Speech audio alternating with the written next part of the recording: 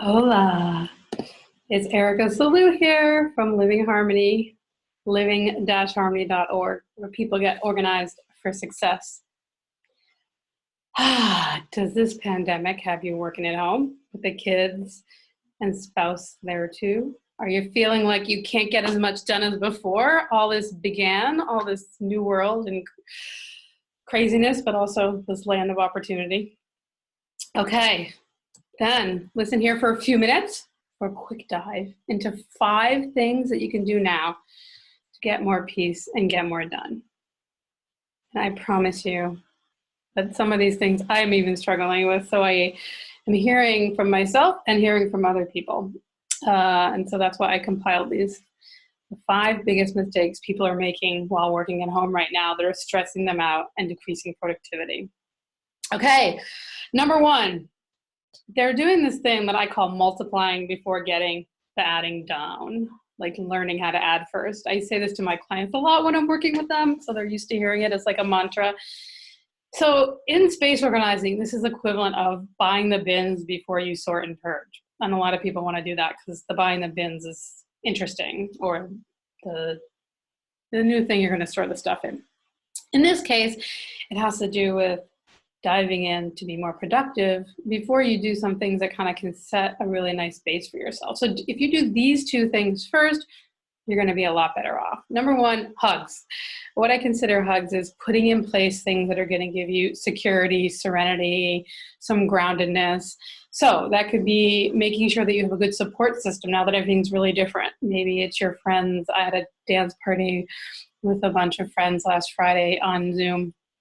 And I really felt supported and connected when doing that. It could be a method for having healthy food supply. So one of my clients went off to the Cape and he wanted to devise a way that he would be able to get food without going out. So making sure he had that in place. Let me know what else you think of in terms of something that would set the base for you and give you that security. You want to do that first, the hugs, the support, so you feel supported and loved. Number 2 to set in place before you delve in with anything else is mental movement, if you need to. Now, some people don't. I think we all probably need some mental movement since this is unprecedented what we're going through. So shift your mentality if needed. The biggest thing is, I think, accepting that we are in a different world now so that you can reimagine yourself in this new reality instead of not accepting and holding on to what it used to be like. So for instance, me just making this video pushes me out of my comfort zone because I don't make a lot of videos, or I make them and then I don't post them anywhere because like that's the technology. I need someone else to do that. So just saying, I'm just going to make this video and just having that mind shift of this is different. I'm going to do something different today. And be okay with being on your own journey. That could be another shift that can be really helpful. So cut out the noisy clutter, because there can be things that are, that we talk about visual clutter, but there can also be things that are audio clutter. So audio clutter could be that you're comparing yourself to others. I am always doing that. So I know that that's a big one for me, to stop comparing myself to others, what other people are doing, what they're up to, what they're accomplishing, how productive they are, and stick to my own journey. So that might be a couple things in the mental movement. You might have some other mental movements. Let me know what they might be too. What would those be? Okay.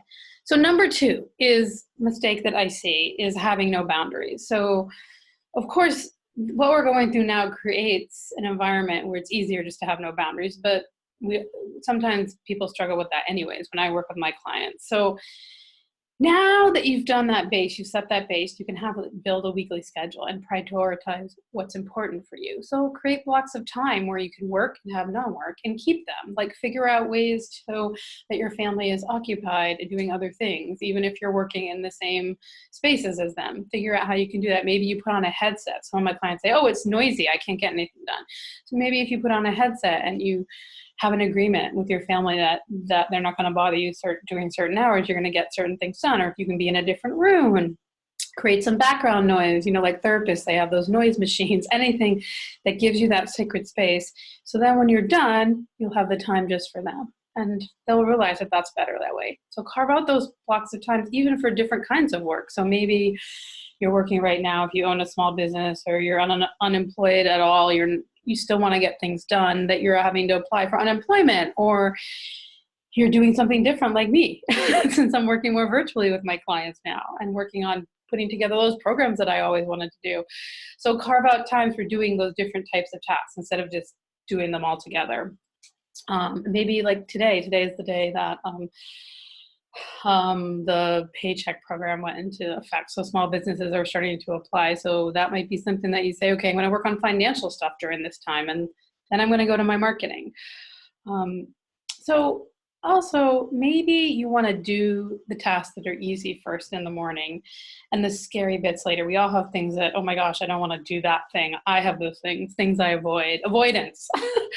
I know that people always talk about eating the frog, which is doing the big tasks, the scary tasks first thing in the morning, but maybe that's not the time for this. Maybe it's a time for switching that.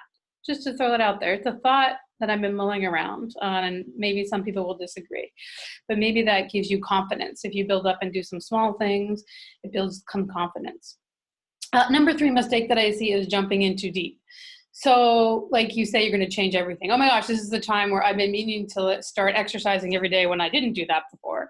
Or I am going to get that project done in the next week. That's like really a month-long project, a project that you have been wanting to launch. And if you're working for somebody else, maybe that's something that you've been wanting to do at work, and maybe you're thinking, oh, I can do that now, but it's bigger than you think. So just to think about creating something that's sustainable, since we don't know how long this is going to last. We're in uncertain times. So when you want to create that schedule and create things that you want to do and expectations for yourself, just think about making it sustainable instead of making it massive. Number 4 is believing that you have to know what everything's going to look like before you begin. That's a really big one. Sometimes I struggle with that too. Being okay with the unknown. Uncertainty is okay. A lot of times when I work with my clients, they tell me, oh my gosh, I can't make a decision because I don't know what's going to happen. Well, that's really like what life is all about. It's very, very, there's a very small amount of time where we actually are positive we know what's going to happen if we do something.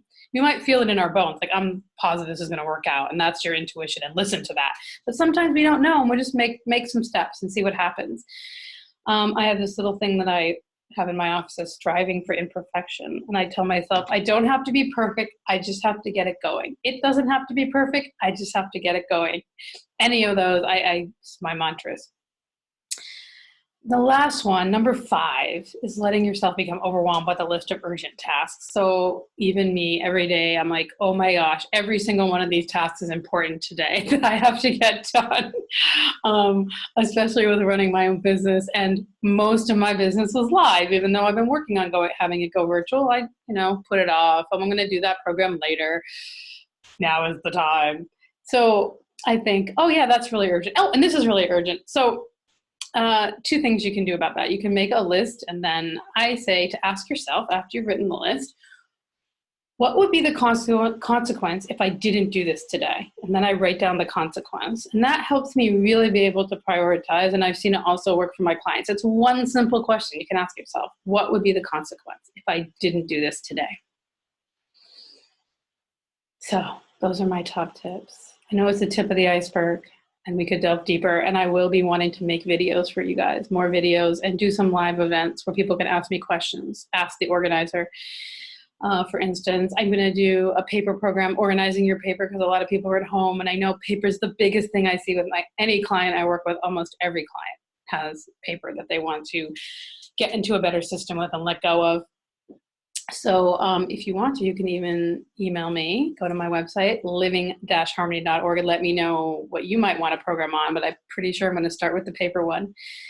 And I want you guys to know that in these uncertain times, I remain committed to you and all the people that I've served in any way. And I will continue to focus on delivering these services in many different helpful ways and supportive ways.